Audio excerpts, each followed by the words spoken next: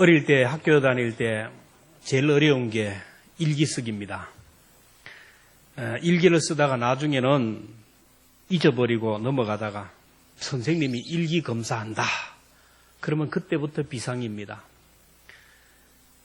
그동안 밀렸던 일기를 쓰는데 머리를 쥐어짜며 창작하는 거죠. 만들어내는 거예요. 근데 되는데 중요한 것은 날씨가 문제예요. 그날이 무슨 날씨인지. 그래서 친구들에게 그 일기장 보면서 날씨 좀 보내달라. 그래서 일기를 써본 경험이 있습니다. 일기 쓰기가 이렇게 재미없고 지겨운 이유가 뭡니까? 매일 똑같은 사건을 반복해서 쓰는 거, 이처럼 곤욕스러운 게 없어요. 아침에 일어나 밥 먹고 학교 갔다가 집에 돌아와 놀다가 숙제하고 잤다. 이게 계속 똑같은 거예요. 특별한 일이 없잖아요. 그러니까 지겨우니까 포기하는 거예요.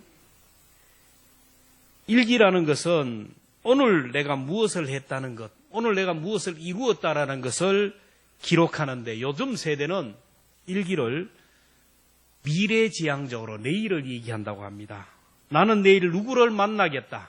나는 내일 누구를 만나 무슨 음식을 먹겠다. 친구를 만나서 무엇을 하겠다. 미래형으로 일기를 쓴다고 합니다. 그리고 위대한 사람은 일기의 내용이 다릅니다. 부흥하는 교회, 부흥하는 민족, 부흥하는 그 사람은 뭔가 역사가 다르고 내용이 달라요. 명품교회, 명품가정들은 매일매일 선하고 의로운 일들로 가득가득 채운다라는 거예요. 우리 교회도 앞으로 교회사를 쓸 터인데 교회사를 쓸 때 데이터가 뭐가 있겠습니까? 당회록도, 재직회록도, 공동의회록도 있고 매년 발행하는 교인 수첩도 있고 주보도 있고 사진도 있고 여러분들이 늘 교회에 대해서 사랑을 베푸고 헌신했던 이런 것들이 교회사가 되는 거예요. 우리 교회도 명품교회가 되고 우리 모든 성도들이 명품 성도들이 되기 위해서는 매 순간순간마다 좋은 일들, 의로운 일로 가득가득 채워야 됩니다. 명품 성도, 명품 가정, 명품 교회가 되기 위해서는 예수님의 일기를 보면서 배워야 돼요. 마태복음, 마가복음, 누가복음, 요한복음은 예수님의 하루하루를 기록한 일기와 같은데 예수님의 일기를 보면 과거지향적인 것이 아닙니다. 모두가 미래지향적인 일기였어요. 그냥 하루를 그냥 사신 것이 아니에요. 그냥 쫓기듯이 그냥 살아낸 것이 아니라 분명한 목적을 가지고 사셨고 분명한 계획을 가지고 하루하루를 알차게 사셨다라는 걸 봐요. 인류를 구원하기 위한 원대한 목적을 가지고 그리고 한 영혼을 불쌍히 여기며 사랑하며 섬기면서 하루하루를 채워갔어요. 예수님의 전 생애를 요약하는 일기장을 보면서 우리들의 일기장에 무엇을 기록해야 될지를 배우는 시간이 되기를 축복합니다. 그러면 예수님의 하루의 일과를 어떻게 시작했는지 예수님의 일기장을 한번 열어보도록 합니다. 35절 같이 함께 읽겠습니다. 시작. 새벽 아직도 밝기 전에 예수께서 일어나 한적한 곳으로 가서 거기서 기도하신. 예수님이 하루의 시작을 무엇으로 시작했다고 합니까? 기도로 예수님은 시작했어요. 사람은 무엇으로 하루를 시작하느냐? 그걸 보면 그 사람의 가치관과 그 사람의 인생관과 그 사람의 사람됨을 알 수가 있어요. 아침에 일어나면 제일 먼저 눈도 못 뜨면서 더듬거리면서 담배 딱 피우는 사람, 희한한 사람이 있어요. 새벽에 운동 그렇게 하면서 빡빡 피우는 사람이 있어요. 담배에 중독된 사람. 일어나자마자 리모컨을 찾아가지고 TV를 켜는 사람이 있습니다. TV에 중독된 사람. 일어나자마자 신문을 펴서 읽는 사람이 있어요. 세상 일에 취한 사람입니다. 일어나자마자 운동하러 가는 사람, 운동에 중독된 사람. 예수님처럼 일어나자마자 하나님 앞에 서서 기도하고 말씀 보는 사람. 이 사람이 바로 믿음의 사람인 줄로 믿습니다. 믿음의 사람은요, 예수님처럼 하루를 기도로 시작하며 주의 이름을 부르며 하나님의 말씀을 들으면서 시작합니다. 기도로 하루를 시작하는 사람은 자기의 정체성을 잃어버리지 않아요. 기도로 하루를 시작하는 사람은 언제나 본질 가치를 붙들고 삶의 초점이 흔들리지 않는다라는 겁니다. 오늘 제가 무엇을 해야 됩니까? 오늘 내가 누구를 만나는데 무슨 말을 해야 될까요? 오늘 내가 회의를 하는데 어떻게 회의를 주재할까요? 이런 사람이 성공해요. 생존 경쟁이 치열한 이 시대에 우리가 살아가는데 첫 시간을 하나님 앞에 드리고 하나님의 지혜를 구하고 하나님께 여쭈어보면서 하나님께 전적으로 인생을 맡기며 살아가는 사람과 그저 아무런 생각 없이 내 기분, 내 감정, 내 방법대로 자기 속에는 옳은 대로 살아가는 사람 중에 하나님이 어떤 사람을 도와주시겠습니까? 어떤 사람이 성공하겠습니까? 하나님은 기도로 하루를 시작하는 사람, 새벽에 하나님이 역사하시는, 홍해도 새벽에 갈라졌어요. 여리고성도 새벽에 무너졌습니다. 만나와 메추라기도 새벽에 내렸고 이슬도 새벽에 내렸어요. 새벽기도는 하나님이 우리 인간에게 주신 가장 큰 선물이고 새벽에 온갖 귀한 축복들이 쏟아지는 거예요. 여러분, 새벽기도가 좋다는 것은 이미 과학적으로 증명이 되었어요. 새벽 5시가 되면 사람은 생체학적으로 몸속에서 병을 일으키는 세포가 왕성하게 일어나는 시기예요. 그러니까 암을 일으키고 병을 일으키는 세포 분열이 왕성하게 일어나는 이 시간인데, 그저 몽롱하게 잠만 자면 이 세포가 마음대로 다니면서 내 몸에 암을 만들고 병을 만드는 거예요. 그러나 새벽에 내 몸이 깨어서 하나님 앞에 나와 예배하고 찬송하고 운동하고 하나님의 말씀을 묵상하면 내 속에 있는 육의 욕심들이, 육의 물리적인 욕구들이 억제가 돼요. 물리적인 욕구가 억제되면 여러분, 세포 분열이 억제하고 항암작용을 하는 인트롤이라는 그런 물질이 왕성하게 일어나서 항암작용을 하고 병균을 죽인다는 거예요. 그래서 40대의 새벽기도는 암을 예방하는 가장 좋은 방법이다 얘기합니다. 새벽기도 하는 사람 치고 장수하지 않는 사람은 없어요. 잠 못 잔다고 오래 살지 못한다, 이거 쏘고만 안 돼요. 목사들이 잠을 많이 잡니까 못 잡니까? 한이 맺혀서요. 한이 맺혀서. 그래서 모처럼 쉬는 날 자도 그 시간이면 또 일어나요. 은퇴해도 그 시간에 또 일어나요. 그러면 잠을 평생 못 자면 빨리 죽어야 되는데, 장수하는 사람은 어떤 사람이에요? 목사님들이 장수예요. 새벽에 기도하는 사람들이 장수한다는 거예요.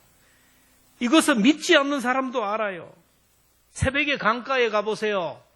운동하는 사람들이 버글거리고, 여러분 운동장에 가보세요. 사람들이 버글거려요.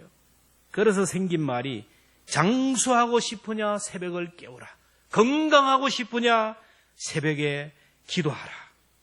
근데 이 새벽 기도가 좋다는 것을 알면서 새벽 기도 못하는 이유가 뭐예요? 그놈의 잠이죠. 잠. 밤 문화 때문에, 밤에 자지 않기 때문이에요. 여러분, 밤은 어둠의 시간이고 사탄의 문화가 역사하는 시간이고 사탄이 활동하는 시간이에요. 밤 그러면 연상되는 게 뭐가 있어요? 밤. 여러분, 밤 저 옥동에 가보세요. 밤 휘황찬란합니다. 술을 먹고 얼렁거리고 쾌락, 방종, 범죄, 살인, 폭력, 온갖 악한 것들이 다 밤에 일어나요. 밤에 도선생도 들고요. 밤에 강도도 들고, 밤에 사건 사고가 일어나고, 밤에 음란마귀가 역사를 하는 거예요. 밤은 사탄이 역사하는 시간이기에 온갖 범죄자들이 일어나고, 아픈 사람도 밤에 통증이 극심하고요. 사람이 죽는 것도 밤에 많이 죽어요. 밤문화에 눈을 뜨고 있으면 사탄이 역사해서 온갖 귀한 것들을 다 빼앗아 갑니다. 밤만 되면 눈을 감고 잠자리에 들면 하나님께서 그 시간에 안식을 주시고 치료와 회복을 주시고 하나님이 우리 대신 일해 주시는 것을 많은 사람들이 경험해요. 예수님을 보세요. 낮에는 얼마나 열심히 일했는지 몰라요.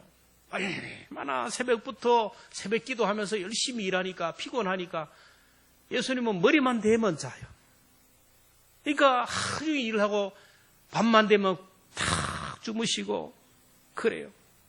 밤만 되면 휘황찬란하고 화려한 예루살렘 성을 떠납니다. 술렁거리는 예루살렘을 떠나서 한적한 곳으로 가서 하나님 앞에 기도하며 쉬었어요. 여러분, 새벽 기도의 요령을 예수님을 통하여 배워요. 새벽 기도, 제가 여러분에게 한번 말씀드려요. 3차 운동을 잘해야 돼요. 3차 운동. 여러분, 3차 운동 말씀 한번 봅니다. 새벽 기도 새벽 오히려 같이 읽습니다. 시작. 새벽 오히려 미명에 예수께서 일어나 나가 한적한 곳으로 가사 거기서 기도하시니. 자, 1차 운동은 1차는 이불을 박차야 돼요. 일단은 이불을 박차고 내려와야 돼요.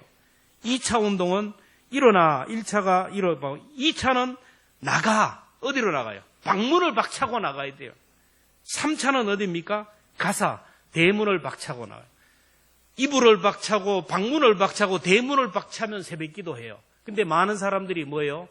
이불을 박차기 전에 알람을 설치를 안 해요. 아예 나는 새벽기도 안 가. 아예 안 가. 아예 포기하는 거예요. 그러나 하나님은 그런 사람은 어떻게 할 수가 없어요. 그래도 알람은 해놓고 그러면 뭔가 하나님이 일어나게 하시든지 알람을 끄고 자는데 어떻게 하나님이 역사합니까? 하나님은 그런 하나님이 아니에요. 그리고 알람을 켜고 딱 알람이 울리면 뭐를 박차요? 이불을 저 차고 내려와야 돼요. 침대에서 내려와요. 그리고 그 다음에 어디 나가야 돼요? 방문을 나가야 돼요. 2차 방문을 차고 나가야 돼요. 그리고 어디로? 대문까지 박차야 되는데 방문을 박차고 가다가 소파에 앉아서 아이고 이 3차 운동을 잘해요. 3차 운동을요. 여러분 한번 해보십시오. 일찍 자고 이불을 박차고 방문을 박차고 대문을 박차할 때 하나님은 하늘문을 열어주실 줄로 믿습니다. 하나님은 인간 편에서 뭔가 시작하고 움직일 때 역사해요. 가만히 앉아가지고 감이 떨어지기를 입을 딱 벌리고 있는 거예요. 요즘 총선이라서 여야가 서로 내가 당선이 되면 뭔 일을 하겠습니다. 우리 당이 일당이 되면 뭘 하겠습니다. 막 공약을 발표하고 비전을 제시해야 되는데 서로 상대방을 헛들고 앉아가지고 상대방이 뭔가 실수하고 상대방이 말 실수하고 실수하기를 바라보면 전부 탐색을 해가지고 막 카메라를 찍어가지고 그렇게 있어요. 그래가지고는 안 돼요. 하늘문을 열기 위해서는 하나님의 마음을 열기 위해서는 여러분 기도를 열어야 돼요. 기도를 열어야 하루의 시작을 기도로 시작해야 돼요. 예수님의 하루 일과 계속 한번 살펴봅니다. 39절입니다. 시작. 이에 온 갈릴리에 다니며 그래 여대 해랑에서 전도하시며 또 귀신을 내쫓 온 갈릴리에 다니고 해당에서 전도하고 귀신을 쫓으셨다.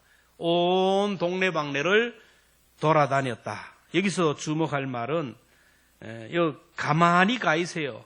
가보자 만나보자 이 얘기하자. 예수님은 자꾸 돌아다녀서 가요. 만나고 이 얘기하는 거예요. 그런데 그 중점되는 말씀이 41절. 예수께서 뭐라고요? 불쌍히 여기사 병든 자들 상한 자들을 볼 때 불쌍히 여겼다. 불쌍히 여겼다. 예수님의 사역은 긍휼의 사역이에요. 우리가 하루를 기도하면서 시작하고 하루를 살아갈 때 여러분 불쌍히 여기는 마음으로 사역을 하라는 거예요. 긍휼히 여기고 불쌍히 여기는 사역은요. 가진 자가 가지지 못한 자에게, 부자가 가난한 자에게, 위에 있는 사람이 아래에 있는 사람에게 하는 거예요. 여러분 못 가진 사람이 가난한 사람이 부자를 불쌍히 여길 수 있나요? 못 배운 사람이 배운 사람을 불쌍히 여길 수 없어요. 힘없는 사람이 힘 있는 사람을 불쌍히 여겼어요. 병든 사람이 건강한 사람을 불쌍히 여길 수가 없습니다. 갑이 을에게 불쌍히 여기는 거예요. 주인이 종을 불쌍히 여깁니다. 가진 자가 가지지 못한 사람을 불쌍히 여기는 거예요. 건강한 사람이 병약한 자들을 불쌍히 여기는 겁니다. 주님은 언제나 가난하고 병들고 찍히고 의지 없는 사람들을 다 불쌍히. 예수님은 구별이 없어요. 부자나 가난한 자나 병든 자나 건강한 자나 어떤 사람이든 주님께 오면 주님은 다 불쌍히 여겨요. 불쌍히 여기는데 그 마음이 연결되는 사람이 어떠냐? 부자들은 부족이 없어서 주님이 불쌍히 여겨도 마음이 감동이 안 돼요. 가진 자들은 주님이 아무리 불쌍히 여겨도 감동이 안 됩니다. 그러나 약한 자들, 사회적인 약자들은 주님이 불쌍히 여기니까 마음이 동해서 주님과 하나가 되는 거예요. 세상의 기준과는 정반대의 삶을 사셨어요. 옛날에나 지금이나 사람들은 자기보다 형편이 좋은 사람 만나요. 자기보다 많이 배우고 자기보다 잘나고 자기보다 많이 가지고 영향력이 있는 사람을 자꾸 가까이 하고 줄을 서려고 하는 겁니다. 이게 세상의 기준이에요. 그러나 주님은 아니에요. 약한 자들과 함께하고 가난한 자들과 함께하고 사회적인 약자들과 함께하는 거예요. 아파하는 자들과 함께 아파하고 눈물 흘리는 자들의 눈물을 씻어주시며 그들의 피로를 채워주시는 사역을 했어요. 예수님의 생애 치유의 사역이에요. 위로하는 사역. 3분의 1이 예수님의 사역 중에 3분의 1이 사람을 치료하고 살리고 회복시키는 사역. 하나님도 말씀하죠. 출애굽기 15장 27절에 26절에 나는 너희를 치료하는 여호와라. 싫어하는 여호와라. 요즘 의사들 보면 진짜 해도 너무한 거예요. 나쁜 사람들이에요, 나쁜 사람들.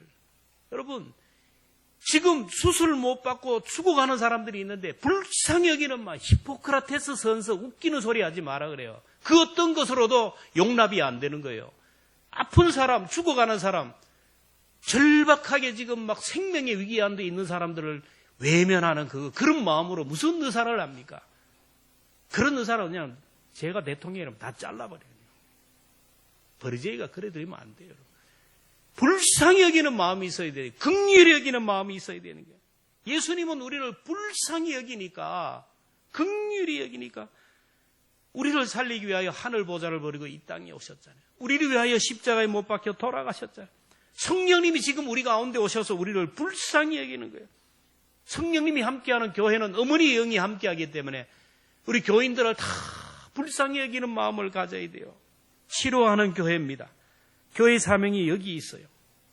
오늘 우리는 주님처럼 불쌍히 여기는 사역, 긍휼히 여기는 사역을 감당해야 돼요. 누구를 만나든지 어떤 사람을 만나든지 간에 참 불쌍한 마음을 가져요. 주님이 섰던 자리, 주님이 앉았던 자리에 앉아야 돼요. 사순절 이 기간 동안은, 정말 이 기간 동안만은 우리가 늘 그런 사람 만나지 말고 좀 시설에도 좀 방문하고 좀 어려운 사람도 찾아가고 주님의 손이 발휘되어 그들을 섬겨야 돼요. 테레사 수녀의 일기장에 이런 글이 있습니다. 가장 큰 질병은 결핵이나 문둥병이 아니라 아무도 돌아보지 않고 아무도 위로하지 않고 아무도 사랑하지 않고 아무도 관심을 가지지 않는 것이다. 그 당시에는 가장 무서운 것이 결핵이고 문둥병이에요. 요즘 말로 번역을 하면 가장 큰 질병은 암이나 불치병이 아니라, 내가 평생 지고 가야 할 지병이 아니다. 내가 암에 걸려 불안하고 불치병에 걸려서 불안한 것이 아니라, 두려운 것이 아니라 사람을 볼 때 불쌍히 여기는 마음, 긍휼히 여기는 마음이 없는 것이 가장 무서운 것이다. 내 몸이 병든 것이, 내가 경제적으로 부족한 것이 무서운 것이 아니라 십자가를 바라보는데도 불구하고 아무런 감동이 없는 것, 이게 내게 치명적인 질병이라는 거예요. 고통당하는 사람을 바라봐도 감동이어요. 아픈 사람, 힘든 사람을 바라보면 정말로 그 사람을 위하여 기도하고 그 사람의 아픔을 공감하며 기도해야 되는데, 아프면 누가 아픈가 보다 닭소 쳐다보듯이 누구의 어떤 집에 슬픔을 당했다다 관심이 없어요. 여러분, 우리의 마음이 어디로 흘러가요? 우리의 관심이 어디로 흘러갑니까? 매일 만나는 사람이 누구예요? 불쌍히 여기는 마음, 긍휼히 여기는, 가족들을 바라보면서도, 남편을 바라보면서도 참 불쌍하다. 나 같은 사람 만나가지고 아내를 바라보면서도 불쌍하다. 동의하지 않지만은 좀 동의하는 자세를 좀 가지고, 참 불쌍하다. 참 안 됐다. 어떻게 하다가 저렇게. 여러분, 저를 볼 때도 좀 참 불쌍하다. 불쌍하지 않아요? 저는 보면, 여러분을 보면 불쌍해요. 아마 20년이 되어 갔는데 그때 모습에 지금 보면 다 나이가 들어가지고 허리가 굽어지고 불쌍한 마음이 들어요. 짠한 마음이 들어요. 이게 어머니의 마음이에요. 이게 하나님의 마음이에요. 지극히 작은 자 하나에게 한 것이 나에게 한 것이다. 여러분, 불쌍히 여기는 마음으로 가족을 섬기고, 불쌍히 여기는 마음으로 이웃을 섬기며, 불쌍히 여기는 마음으로 성도들을 섬기면 주님을 대접하는 상급을 주실 것이다. 여러분, 앞으로 우리가 무슨 일을 하든지 간에 하는 일은 그대로요. 그러나 거기에 플러스 불쌍히 여기는 마음을 가지기를 축원합니다. 예수님의 하루 일과 계속 봅니다. 38절입니다. 시작. 이르시되 우리가 다른 가까운 마을들로 가자. 거기서도 전도하리니 내가 이를 위하여 왔노라 하시고. 39절 봅니다. 시작. 이에 온 갈릴리에 다니시 그들의 해당에서 전도하시고 또 귀신들을 내어 쫓으라. 예수님은 만나는 사람마다 전도의 기회로 삼았어요. 병든 자를 고쳐주시는 것 끝나지 않아요. 예수님은 병든 자를 고쳐주시고 그 다음에 전도해서 구원시켰어요. 가난한 자에게 먹을 것이 없는 자에게 먹을 것만 준 게 아니고 그 다음에 전도하고 구원했어요. 예수님은 가르치고 잘 가르쳤어요. 그 끝나지 않아요. 다음에 전도했어요. 귀신 들린 사람을 고쳐주시고 나서 복음을 전했어요. 예수님은 우는 자들의 눈물을 닦아주시고 위로하시고 전도했어요. 결론은 전도입니다. 예수님이 이 땅에 오신 이유가 뭐냐 하면은 죽어가는 영혼을 구원하기 위해서. 왜 십자가에 돌아가셨어요? 우리를 구원하기 위해서요. 교회의 사명이 그래요. 교회의 존재 목적이 바로 전도하기 위하여. 사람들은 얘기한다. 교회가 구제하는 곳이다. 구제를 해야지. 구제. 여러분, 구제는 하나의 방편이에요, 방편. 목적은 구제하고 나서 복음을 전하고 전도하는 거예요. 복음을 전하기 위해요. 당회가 있는 것도 당회도 전도하기 위해서. 재직해도 전도하기 위해 있는 거예요. 구역도 전도하기 위해서. 남녀 성교회도 모이면 뭐 하기 위해서? 전도하기 위해서 모여가지고 회비 걷어가지고 다음 달에 해 먹으러 가자. 뭐 윷놀이 하자. 막 이게 아니고 모이면 전도. 우리 교회가 좀 그랬으면 좋겠어요. 모여서 집사님 나는 이 사람을 전도해야 되는데 믿다가 낙심한 영혼인데 좀 기도해달라고. 그리고 전도 대상자들을 놓고 이걸 붙들고 막 여전도회가 남성교회가 막 기도하면 하나님께서 감동하실 것 같아요. 전도예요, 전도. 목적이 전도라는 거예요. 오늘 내가 존재하는 이유가 뭡니까? 내가 살아가는 이유가 뭐예요? 복음을 전하라고 하는 거예요. 내게 생명을 주시고 건강을 주시고 이만한 시간을 주시고 환경을 주신 것은 복음 전파를 위해요. 예수님은 인기가 올라가면 올라갈수록 복음 전하는 일에 힘을 썼어요. 마가복음 1장 28절에 보면 예수의 소문이 온 갈릴리와 사방에 퍼지네. 예수님의 인기가 올라가니까 사람들이 막 구름대처럼 몰려와요. 그때 예수님은 그것을 복음 전파의 기회로 전도의 기회로 삼았어요. 하나님 왜 나에게 생명을 연장시켜 주셨나요? 오늘 나를 이렇게 높여주시고 나를 이렇게 존귀한 자리에 세워주셨나요?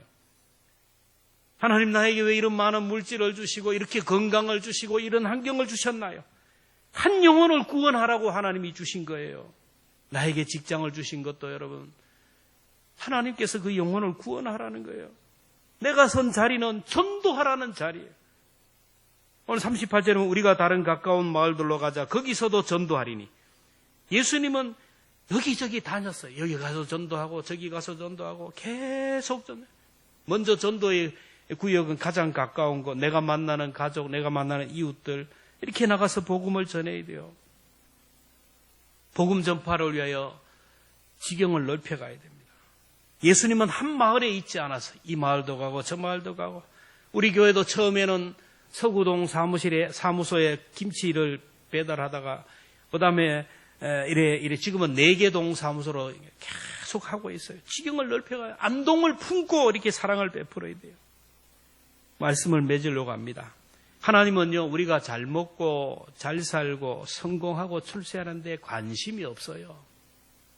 하나님의 관심은 우리의 삶을 통하여 죽어가는 영혼을 구원하는 것이고 죽어가는 영혼을 살리는 것이 하나님의 관심이에요. 만약에 우리가 편하게 살고 그냥 그렇게 편하게 먹고 마시고 이렇게 사는 게 목표라면 하나님이 오늘 밤 여러분 당장 데려가실지 몰라요.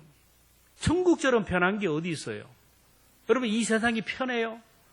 맨날 약을 먹고 살아야 되고 맨날 아이고 허리야 앉을 때마다 아이고 허리야 아이고 다리야 아이고 그런데 왜 이렇게 살아요? 편하게 사는 게 목적이라면 천국 가면 아픔도 고통도 없는데 가자 그럼 끝나는 거 아닙니까? 내 몸이 아프고 내 몸이 힘들지만 그럼에도 불구하고 나를 살려주신 이유는 나를 통하여 한 영혼이라도 더 구원하라고 한 영혼이라도 더 살리라고 하나님이 우리를 살려주신 줄로 믿습니다.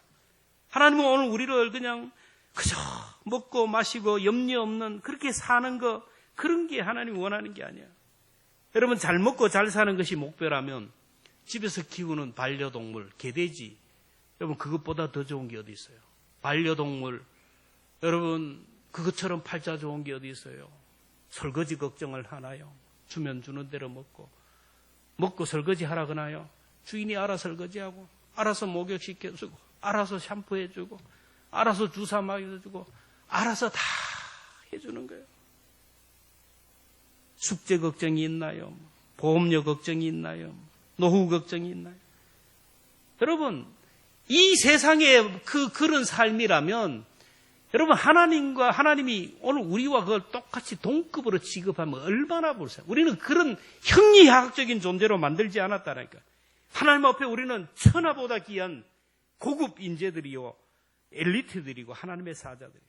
어떤 사장님이 출근을 해가지고 부서를 순시하는데 기획팀에 들어갔어요. 기획부장이 뭘 하냐면 이면지를 가지고 30cm 자를 가지고 칼로 착착 자르면서 메모지를 만들고 있어요. 그래서 사장이 지금 뭐 하고 있어요? 요즘 것들은 종이 아끼지도 않고 그래서 이면지를 막 버려서 내가 이면지를 잘라가지고 직원들에게 메모지를 주려고 한다. 이러면 얼마나 자연도 보호하고 물가도 절약하고 환경도 보호하고 일석이조 아닙니까? 사장이 칭찬해 줄 줄 아는데 사장이 호통을 칩니다. 그렇게 할 일이 없냐고. 이건 절약이 아니고 낭비라고. 이런 일은 아르바이트에게 시켜도 되는데 당신같이 고급 인력이 당신 지금 받는 월급이 얼마인데 그 월급 받고 앉아가지고 이런 짓이나 하고 있다고. 당신은 한 시간에 10만 원, 20만 원을 벌어도 부족한 사람이라고. 야단을 쳤다라. 그렇습니다. 하나님은 오늘 저희들을 가치 없는 일을 하라고 그저 먹고 자고 놀고 그렇게 살라고 하나님의 아들을 십자가에 죽이기까지 우리를 사랑한 것이 아니에요.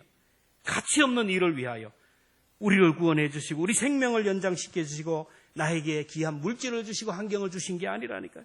정말로 천하보다 귀한 한 영혼, 그 누구도 감당할 수 없는 나만이 할 수 있는 그 영혼을 구원하라고. 내 남편, 내가 아니면 구원할 수 없기 때문에 나를 통하여 구원하라고. 내 자녀, 내 이웃에 있는 사람 나를 통하여 구원하라고 내 생명을 오늘도 연장시켜 주시고 이만큼 건강 주시고 환경을 주신 줄로 믿습니다. 오늘 우리에게 있는 생명, 우리에게 있는 시간, 우리에게 있는 모든 것들을 낭비하면 안 돼요. 그저 하루를 운동이나 하고 취미생활이나 하고 그저 하루를 사람들과 만나 교제하는 것으로 보면 안 돼요. 오늘은 재미없는 일이 없나? 재미있는 일이 없나? 오늘 좋은 일이 없나? 여러분, 형이학적인 삶을 살아가면 안 돼요. 오늘 나에게 생명이 있다면 이게 사명이에요. 어제 죽은 사람이 얼마나 많아요. 오늘 내가 살아있다면, 몸이 아프지만 오늘 건강한 몸으로 교회에 올라왔다면 사명이 있는 거예요. 아직까지 구원받지 못한 사람을 구원하기 위하여 내 주변의 그 영혼들을 구원하라고 하나님께서 나에게 생명을 연장시키고 건강도 주시고 이만한 환경을 주셨다라는 거예요. 어렵고 힘든 분들을 위하여 기도하라고. 예수님처럼 하루를 어떻게 살아야 할지를 위하여 기도하는 일에 집중하고 사람을 치유하고 살리는 일에 집중하고 복음 전파에 집중할 때 주님이 얻었던 영광과 능력을 우리 모두가 얻게 돼요. 사순절이 깊어갑니다. 이 계절에 정말로 하루하루를 기도로 시작하고 그리고 주님의 마음으로 불쌍히 여기고 긍휼히 여기는 마음으로 우리가 일을 하고 모든 일을 할 때 모든 일을 통하여 전도의 기회로 삼을 때 하나님께서는 우리의 일기장을 통하여 우리의 삶을 풍성하게 하시고 하늘의 별과 같이 빛나는 그런 믿음의 사람으로 세워주실 줄로 믿습니다.